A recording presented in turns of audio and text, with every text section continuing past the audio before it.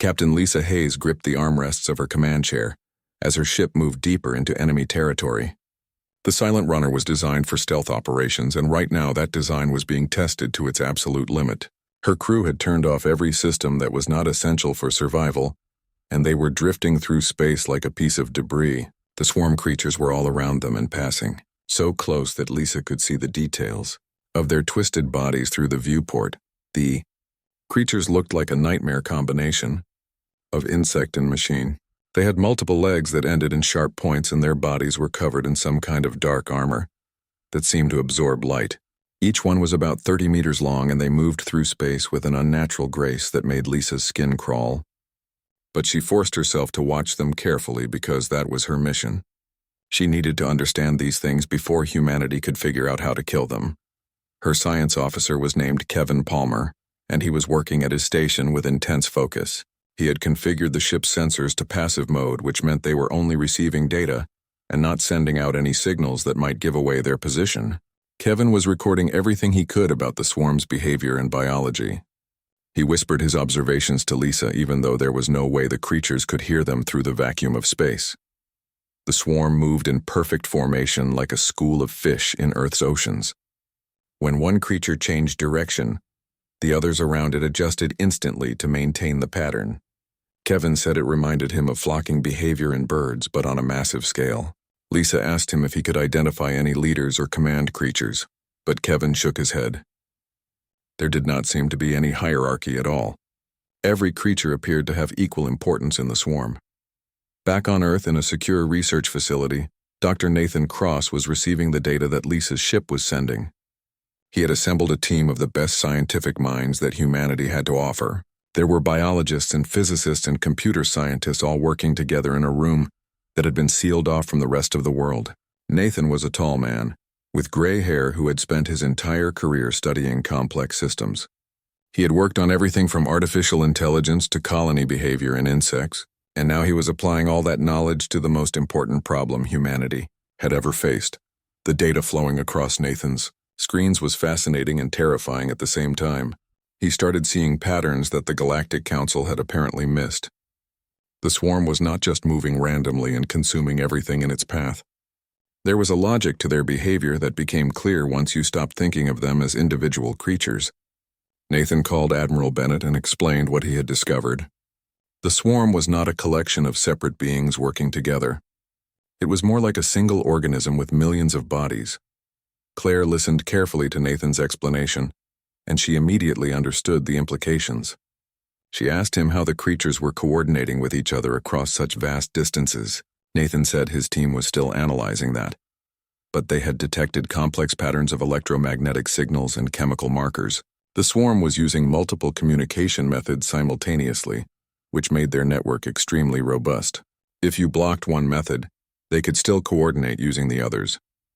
Colonel Sam Rivers joined the conference call from his office in the Special Operations Command Center. Sam was a short man with intense eyes who had built his career on finding creative solutions to impossible problems. He had led missions in every environment that Earth had to offer, and he had survived situations that should have killed him a dozen times over. When Nathan finished explaining the swarm's communication network, Sam started asking very specific questions about how that network could be disrupted. Nathan pulled up a model on his screen that showed how the swarm's coordination worked. Each creature was constantly sending and receiving signals from the others around it. The signals created a kind of distributed intelligence where no single creature needed to be smart, because the collective consciousness emerged from all of them working together. It was elegant and efficient, but Sam immediately saw the weakness. Any system that relied on perfect communication was vulnerable to interference. Admiral Claire smiled when Sam pointed this out. She had been thinking along the same lines, but hearing it confirmed by her experts made her confident that the plan forming in her mind could actually work. They did not need to destroy every swarm creature. They just needed to break their ability to coordinate. If the creatures could not communicate, then they would lose the collective intelligence that made them so dangerous. They would become just individual animals acting on instinct. Lisa Hayes continued her observation mission for another hour. Her crew was exhausted from the stress of being surrounded by the enemy, but they kept working. The Silent Runner's sensors captured detailed information about the electromagnetic frequencies the swarm used and the chemical composition of the markers they released.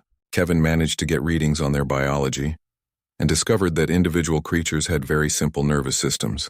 All the intelligence was in the network, not in the individual bodies. This information was exactly what Nathan needed. He started running simulations on how to jam the swarm's communication. The problem was that the creatures used such a wide range of frequencies that traditional jamming would not work. You would need something more sophisticated. Nathan suggested using the swarm's own signals against them. If they could broadcast false signals that mimic the real ones, then they could inject bad data into the network. The creatures would receive contradictory commands and their coordination would break down. Claire started pulling together the resources they would need. She contacted the technology divisions and ordered them to start building specialized broadcasting equipment. She called the fleet commanders and started assigning ships to different roles. Some would handle the signal disruption, while others would engage in direct combat. She also contacted the Drone Warfare Division and spoke with Lieutenant Maya Chen, who commanded one of the newest carriers in the fleet.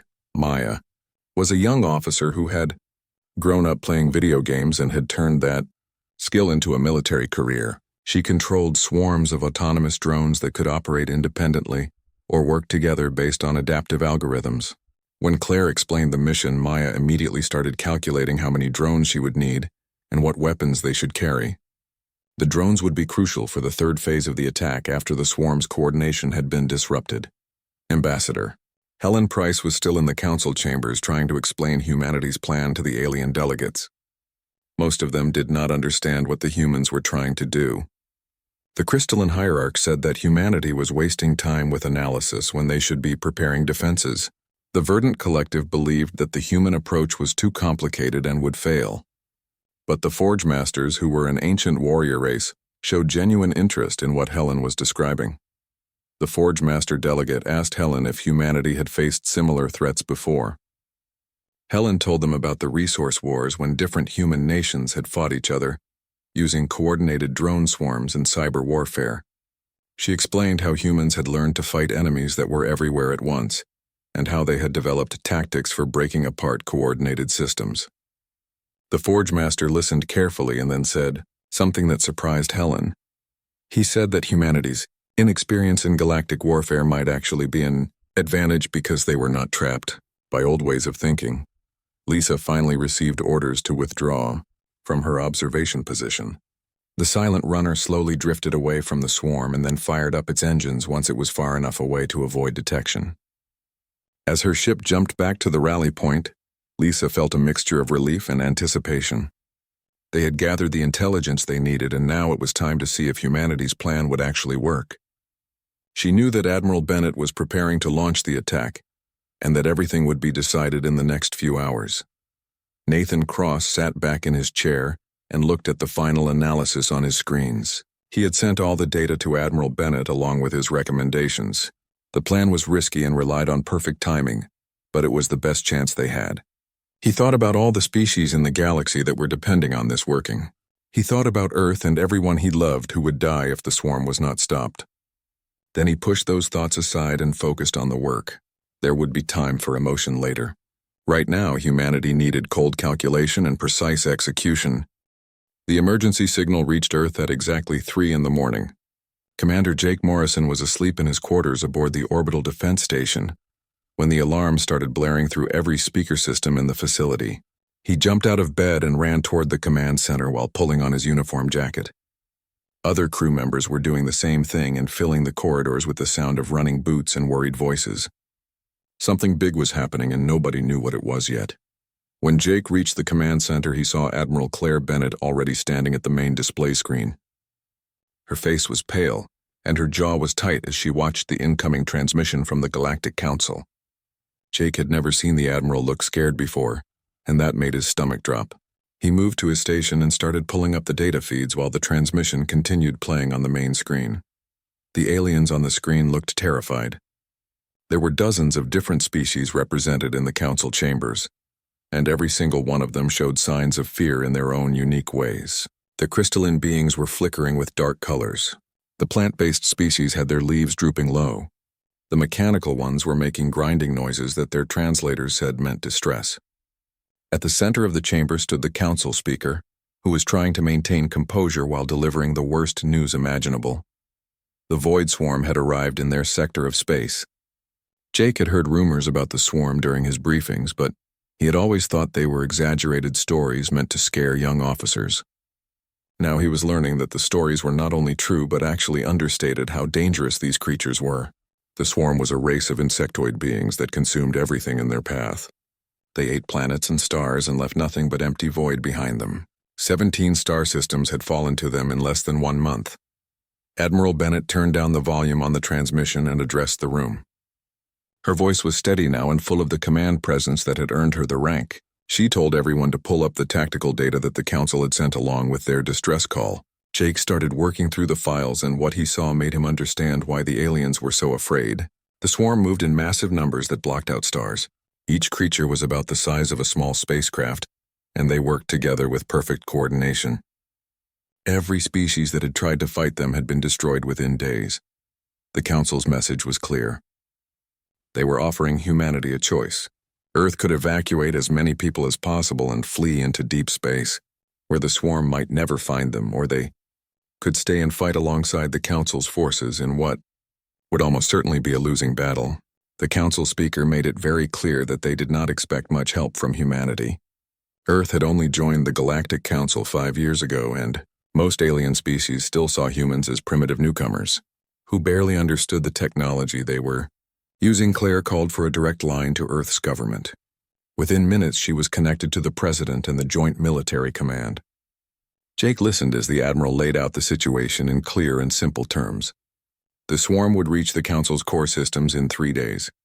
If those systems fell, then the swarm would have access to the jump gates that connected to hundreds of other star systems, including Earth. Running away might buy humanity some time, but it would not save them in the long run. The swarm would eventually find Earth, and when they did, there would be nowhere left to run. Jake pulled up more data and started analyzing the swarm's movement patterns.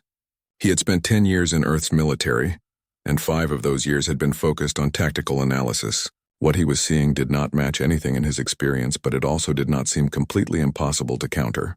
The swarm moved in perfect formation and attacked with overwhelming numbers. They relied on their coordination and their ability to reproduce quickly, using the resources from the planets they consumed. But that perfect coordination also meant they were predictable in some ways. Admiral Bennett ended her call with Earth's government and turned back to the command center. She told everyone that humanity would not be running away. Earth's leadership had made their decision in less than 20 minutes. Humanity would fight, but they would not do it the way the Council expected. Claire started issuing orders, and Jake felt his pulse quicken as he realized what she was planning. They were not going to join the defensive lines that the Council was setting up. They were going to take the fight directly to the swarm. Within 2 hours, 30 human ships were moving away from Earth's orbit.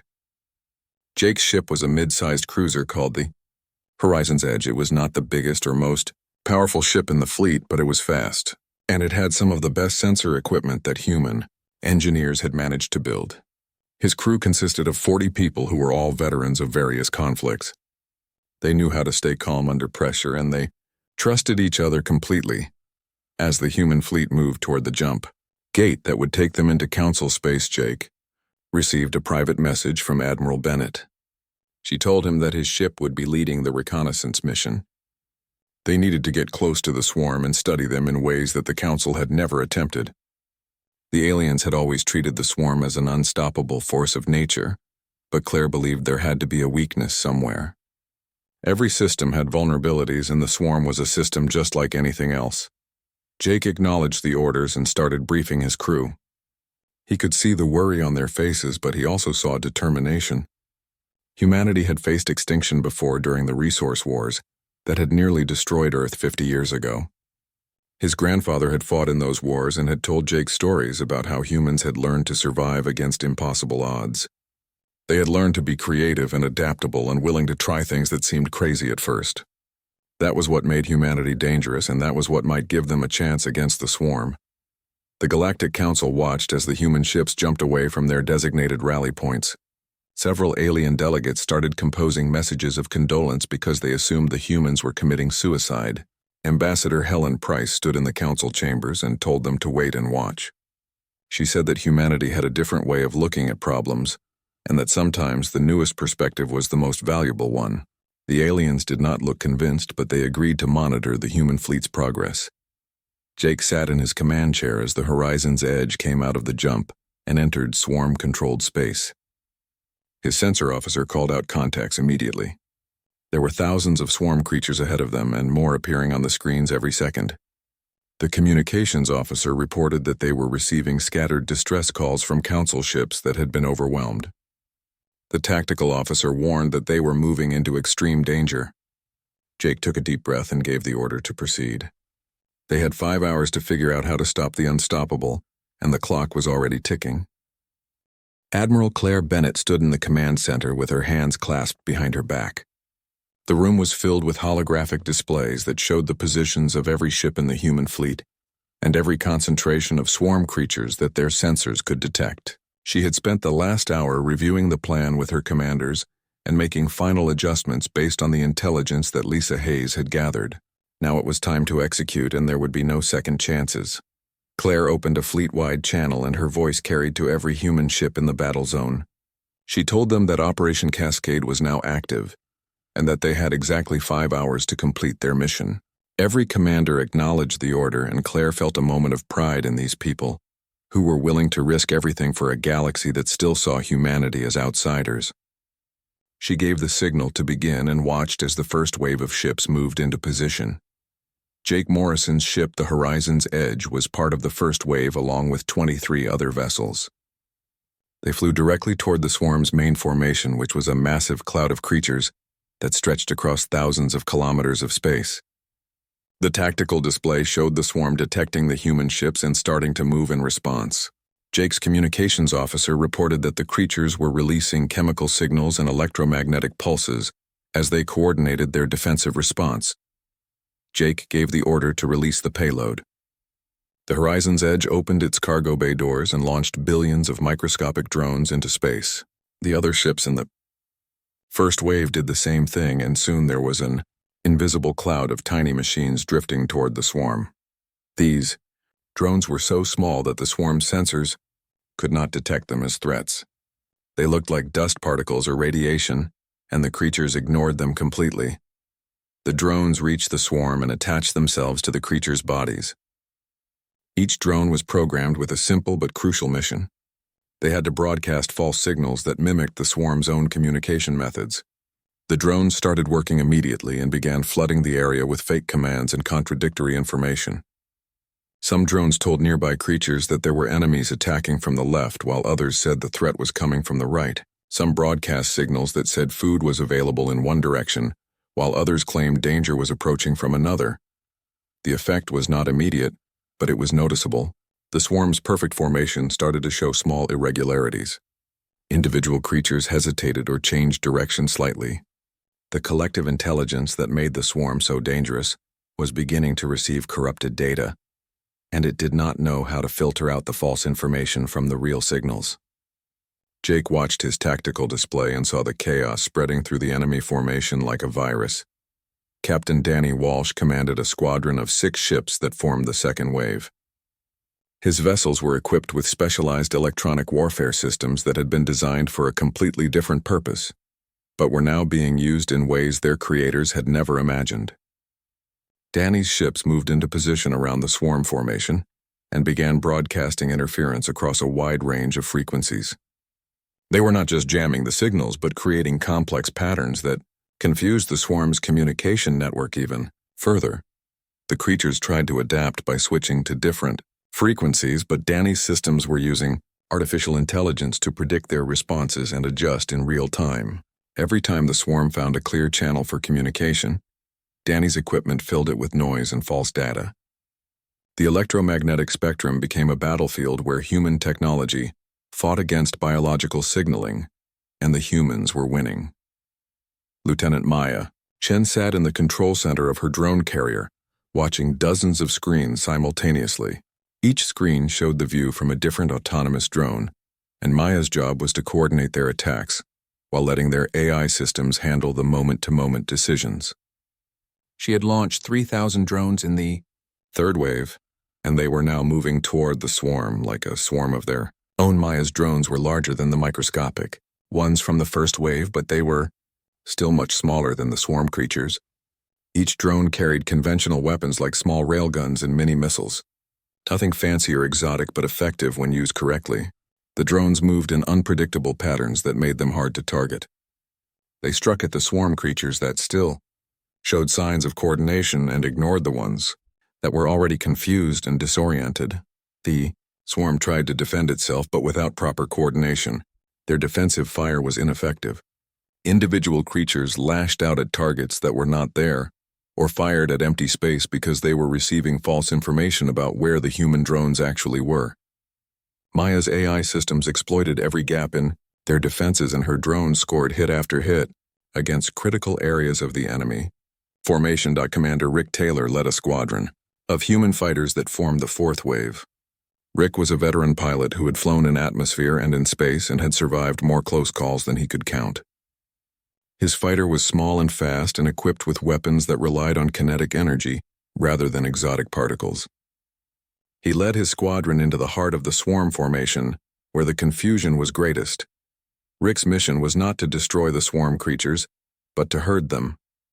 His squadron fired at specific targets to push groups of creatures in particular directions. They were like shepherds with very aggressive dogs driving cattle toward a slaughterhouse. The swarm creatures that were already confused and unable to coordinate properly responded to these attacks by fleeing toward areas where they thought they would be safe. Rick made sure they fled toward exactly the coordinates that Admiral Bennett had specified. The Galactic Council delegates watched all of this happening in real time.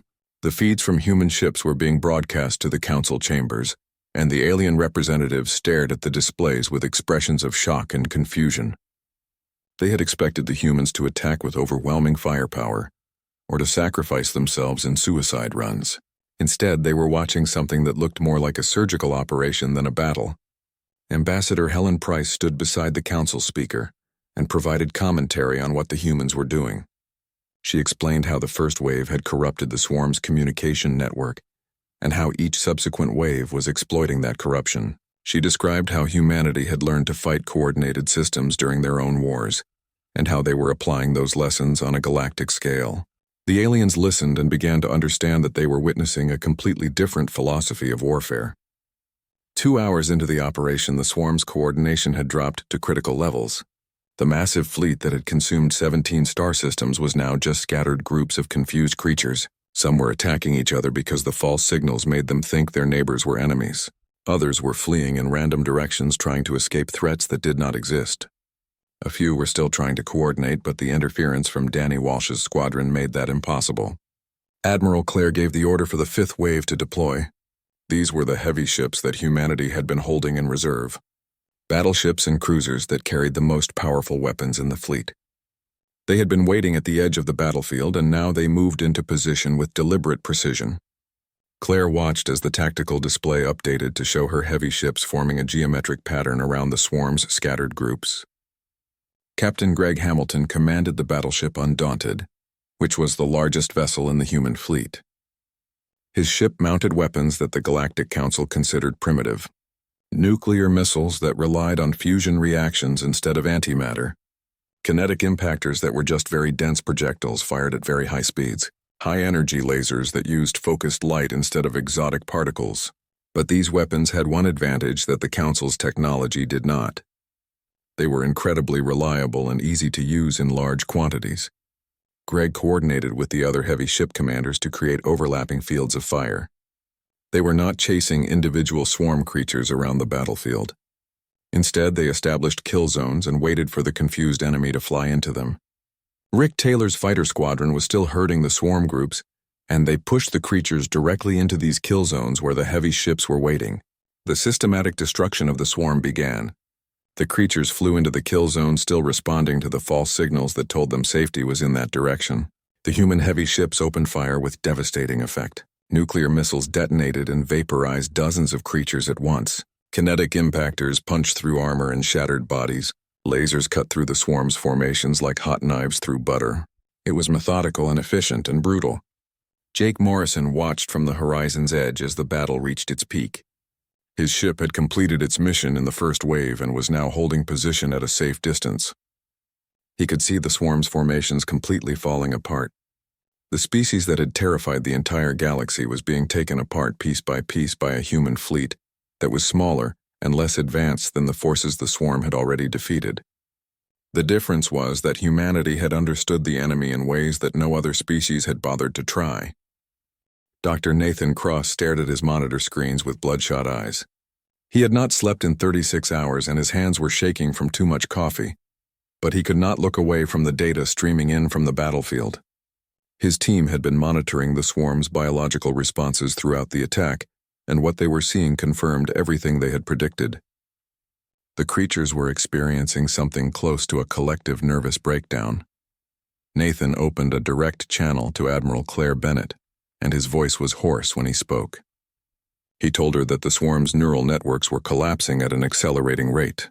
Without their coordination, the individual creatures were reverting to basic instinct and their intelligence was dropping to levels barely above simple insects. They could no longer function as a military force, and most of them could not even function as living organisms. Their biology had evolved to depend on the collective consciousness, and without it they were dying.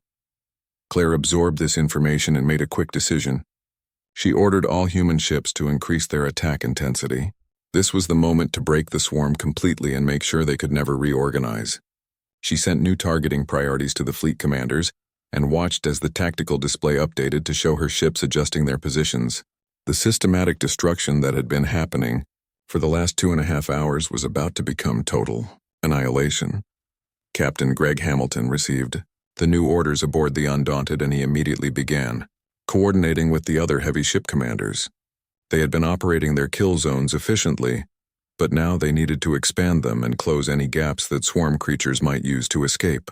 Greg's weapons officer was a woman named Kate Lawson, who had served on the Undaunted for 8 years.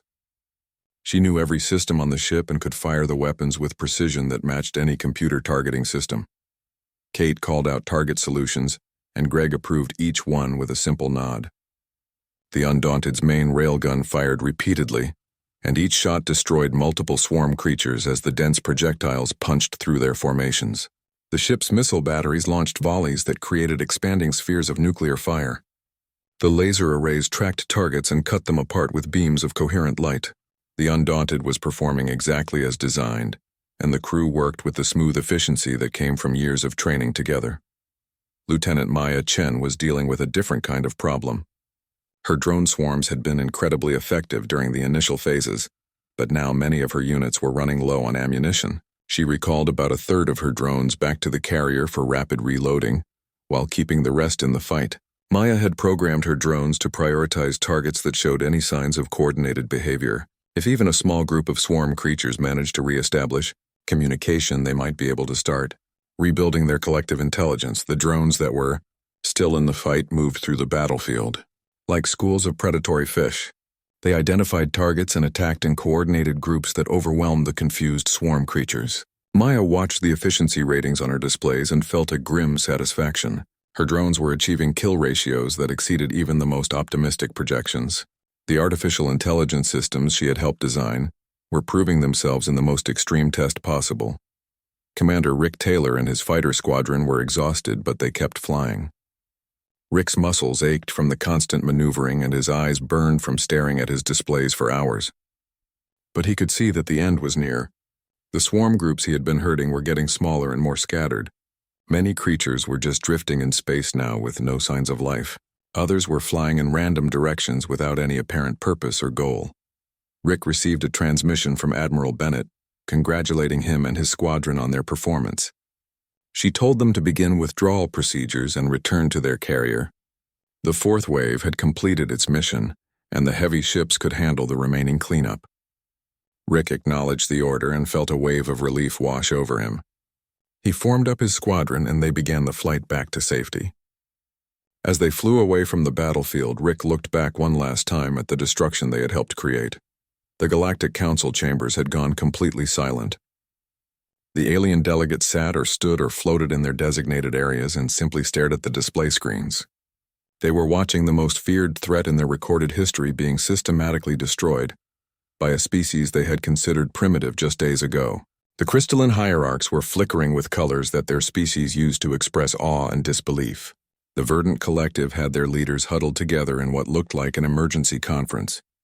The mechanical species were making sounds that the translators could not properly interpret.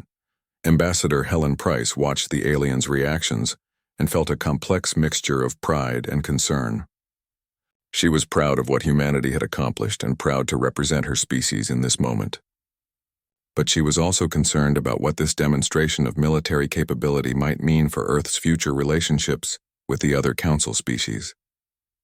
Humanity had just proven they could do things that the rest of the galaxy thought impossible, and that would change how everyone viewed them. The Forge Master, Delegate, approached Helen and spoke directly to her without using the formal protocols that usually governed Council interactions. He told her that his species had been warriors for thousands of years, and they thought they understood warfare in all its forms. But what they had just witnessed was something entirely new. He asked Helen how humanity had developed such unconventional tactics in such a short time. Helen chose her words carefully because she knew that many species were listening. She explained that humanity had spent most of its history fighting itself. Humans had waged countless wars using every method they could imagine, from primitive clubs to nuclear weapons. They had learned hard lessons about combat and survival, and they had written those lessons down in military academies and strategic documents. When humanity reached the stars, they brought all that accumulated knowledge with them. The Forge Master listened and then asked another question. He wanted to know if humanity had any limitations on how they fought, or if they would use any method to achieve victory. Helen met his eyes and gave him an honest answer. She said that humans had rules about warfare and they tried to follow ethical guidelines, but when facing an enemy that threatened extinction, humanity would use every tool available. The swarm had given them no choice but total victory or total annihilation, and humans had chosen to survive. Back on the battlefield, Admiral Claire was watching the clock. 3 hours and 47 minutes had passed since Operation Cascade began. The swarm's effective resistance had ended about 20 minutes ago, and now it was just a matter of hunting down the remaining creatures. She opened channels to her ship commanders and began issuing new orders. Some ships would continue the cleanup operations, while others would begin search and rescue missions for any Council forces that might still be alive in the area. Captain Lisa Hayes and the Silent Runner had been assigned to reconnaissance duty throughout the battle. Her ship had been moving through the edges of the battlefield, documenting everything and watching for any unexpected swarm responses. Lisa reported to Admiral Bennett that she was detecting scattered groups of creatures fleeing in all directions. Some were heading toward deep space, while others were trying to reach the nearest star systems. None of them showed any signs of coordination or organized behavior. Claire made another decision and broadcast it to the entire fleet. Any swarm creatures that were fleeing away from inhabited systems would be allowed to escape. Humanity had proven their point, and there was no need for complete genocide. The creatures that were heading toward populated areas would be hunted down and destroyed, but the others could go. Perhaps some of them would survive and evolve into something less dangerous, or perhaps they would die alone in the empty void between stars. Either way, they would no longer be a threat to the galaxy. Dr. Nathan Cross was receiving reports from biological monitoring stations that the Council had set up in nearby systems. The readings confirmed that the swarm's collective consciousness had completely collapsed. The creatures that remained were operating on pure instinct with no sign of higher intelligence. Nathan felt emotionally drained as he compiled his final report. They had won, but the victory had required them to essentially lobotomize an entire species. He wondered if the swarm had been truly evil, or if they were just following their nature. Then he pushed those philosophical questions aside because they did not change what had needed to be done. Jake Morrison stood on the bridge of the horizon's edge and looked out at the stars. Debris from destroyed swarm creatures drifted past his viewport, along with the wreckage of Council ships that had fallen in earlier battles. He thought about all the species that had died fighting the swarm, and wondered if their sacrifice had been necessary. If the Council had tried to understand their enemy instead of just throwing ships at them, could they have found this solution themselves? But that was a question that would never be answered. Admiral Claire checked the mission clock one more time. 4 hours and 31 minutes had elapsed. The swarm that had consumed 17 star systems and threatened to devour the entire galaxy had been reduced to scattered remnants, fleeing into darkness. Operation Cascade had worked even better than she had dared to hope. Now came the hard part of explaining to the galaxy what humanity had done and dealing with the consequences of this victory. Commander Jake Morrison watched through his viewport as his weapons officer fired the final shot of the war. The target was a swarm creature that had been trying to flee toward Council space, and the kinetic round struck it perfectly in the center mass. The creature's body broke apart and tumbled through space in pieces that would eventually burn up in some star's gravity well. Jake checked his mission timer and saw that exactly.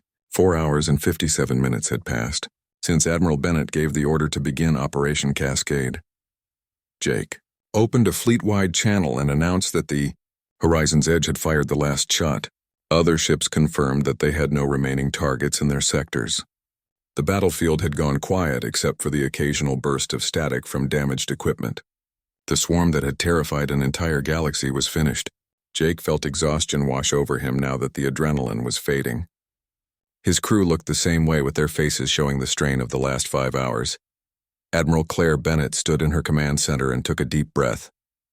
She had been holding her body rigid with tension throughout the entire operation, and now her muscles were screaming at her, but there was no time to rest yet. She needed to make sure all her ships were accounted for, and that casualties were documented. She pulled up the fleet status reports and felt relief when she saw the numbers. 43 personnel had been killed during the operation, and another 112 were wounded. Those losses hurt, but they were incredibly light, considering what they had just accomplished. Claire opened a channel to Earth's government and delivered her report.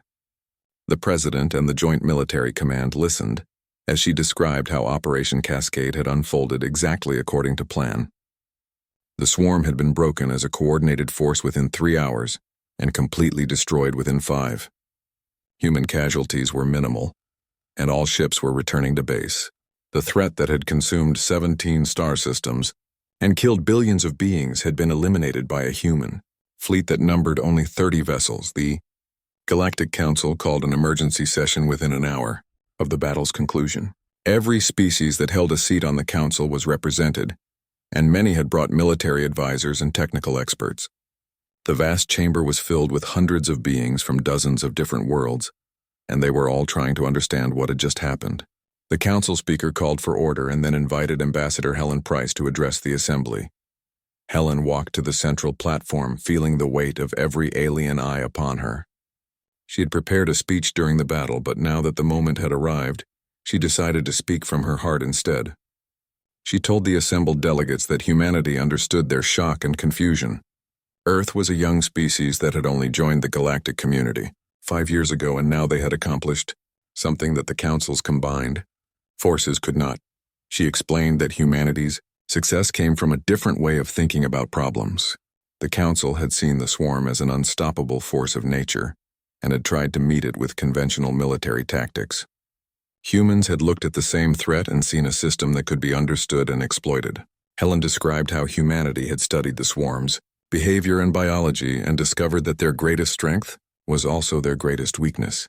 The crystalline hierarch interrupted and asked how humanity had known that this approach would work. Helen admitted that they had not been certain. The plan had been based on analysis and simulation, but there was always risk involved. Humanity had simply decided that taking that risk was better than accepting defeat. She said that humans had learned through their own brutal history that sometimes the only way to survive was to try things that seemed impossible. The Forge Master delegate stood and addressed the assembly. He said that his species had been wrong about humanity. They had assumed that because humans were new to space travel, they must also be new to warfare. But what they had witnessed today proved that humanity had been refining the art of war for their entire existence. He proposed that the council should request human military advisors to help train their forces in these new tactics. Over the next several days, human officers found themselves in high demand throughout council space. Colonel Sam Rivers was asked to give presentations on asymmetric warfare to military academies on 6 different worlds.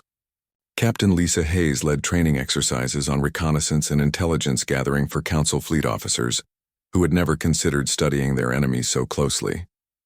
Lieutenant Maya Chen's drone warfare techniques became required study material for anyone involved in coordinated combat. Operations Dr. Nathan Cross published a detailed analysis of the swarm's biology and communication networks. His paper became the most downloaded document in Council scientific databases within 48 hours. Research institutions from dozens of species contacted him, asking for permission to use his methods for studying other biological systems. Nathan found himself leading an interspecies research initiative that would change how the galaxy approached xenobiology. Captain Greg Hamilton and the crew of the Undaunted received commendations from 3 different Council species for their role in the battle. Greg was uncomfortable with the attention because he felt they had simply done their jobs. But Admiral Bennett told him that accepting the honors was part of his job too. Humanity needed to build relationships with the other species and ceremonies. Like this were how diplomatic bonds were formed. Commander Rick Taylor returned to his carrier and collapsed in his bunk for 12 straight hours. When he woke up, he found messages waiting from Council military commanders asking him to explain human fighter tactics. Rick spent the next week giving demonstrations and answering questions. He found that most alien pilots had been trained to rely heavily on their ship's computer systems, while human pilots preferred to trust their own instincts and reflexes. Admiral Claire Bennett was awarded the Council's highest military honor in a ceremony that was broadcast across the entire Galactic network. She stood on a platform in the Council chambers, while the speaker placed a crystal medallion around her neck. The medallion was supposed to represent wisdom and courage, and Claire felt like a fraud wearing it. She had not won the war through courage, but through cold calculation and ruthless efficiency. After the ceremony, Claire gave an interview to the Council's news networks. She was asked if humanity had any other military secrets they were hiding. Claire smiled and said that humanity's only secret was that they refused to accept that any problem was truly unsolvable. She explained that humans had survived on Earth by being adaptable and creative, and they had brought those same qualities to the stars. When the Council had told them the Andine swarm was unstoppable, humans had simply refused to believe it. Jake Morrison and the crew of the Horizon's Edge finally received clearance to return to Earth. The journey home took 3 days, and Jake spent most of that time writing reports and debriefing his crew. But he also spent time looking out the viewport at the stars and thinking about how much had changed. When they had left Earth, they had been representatives of a minor species that nobody took seriously. Now they were returning as heroes who had saved the galaxy. Earth's orbital stations were decorated with lights and banners when the fleet arrived. Millions of people had gathered to watch the ships come home, and the celebration lasted for days. But the military leadership was already thinking about what came next. Humanity had proven what they could do when pushed, and that would bring both opportunities and challenges. Other species would want to form alliances with Earth, and some might see humanity as a potential threat. Captain Lisa Hayes was promoted to commander and given her own task force. Her new assignment was to continue studying potential threats to Council space and developing strategies to counter them. She handpicked her crew from volunteers who had served in the swarm battle, and together they became the Council's primary reconnaissance and analysis unit. Lieutenant Maya Chen received offers from 4 different species to help them develop their own drone warfare programs. She accepted a position as a special advisor to the Council's Military Technology Division, where she would have resources to develop even more advanced systems. Maya knew that the next war might not be against creatures like the swarm, and she wanted humanity to be ready for whatever came. Dr. Nathan Cross was invited to join the Council's scientific directorate as the head of xenobiology research. He accepted the position on the condition that he could maintain his laboratory on Earth and continue working with his human team. The Council agreed, and Nathan became the first human to hold a senior position in their scientific establishment. Admiral Claire Bennett returned to Earth's orbital command station and resumed her duties. She received requests from the Council to lead joint military exercises and help develop new tactical doctrines. Claire accepted some of these requests, but she also made sure that Earth maintained its independence. Humanity would cooperate with the Council, but they would not become dependent on it. Ambassador Helen Price found herself busier than ever as other species sought closer relationships with Earth. Trade agreements and cultural exchanges and military alliances were all being negotiated simultaneously. Helen worked 18-hour days trying to manage all these new relationships, while making sure that humanity's interests were protected. She often thought about how much simpler her job had been when Earth was just an ignored member of the Council. The swarm's remnants scattered to the furthest reaches of the galaxy. Some died alone in the void, while others found barren worlds where they lived out their remaining days as simple animals. Council science teams monitored them to make sure they never regained their collective intelligence, but the consensus was that the threat had truly ended. The creatures that remained were just shadows of what the swarm had been. Commander Rick Taylor was promoted to squadron leader and given command of an elite fighter unit. His squadron was assigned to work with Council forces as a rapid response team. Rick trained his pilots in the same aggressive tactics that had worked against the swarm, while also learning from alien pilots who had their own effective techniques. He believed that the future of warfare would involve combining the best ideas from all species. 5 months after the battle, Earth held a memorial service for the 43 people who had died during Operation Cascade. Admiral Bennett attended along with government leaders and military officers. She read the names of the fallen and spoke about their sacrifice. She said that these people had died protecting not just Earth, but the entire galaxy, and that their memory would inspire future generations. The galaxy would never again underestimate humanity. The species that had conquered the 5-hour war had proven that sometimes the newest voice in the room has the freshest perspective, and that survival favors those who refuse to accept defeat. Earth's story in the galactic community was just beginning, but everyone now knew that humanity would face whatever came next with the same creativity and determination that had saved them all from the Void Swarm.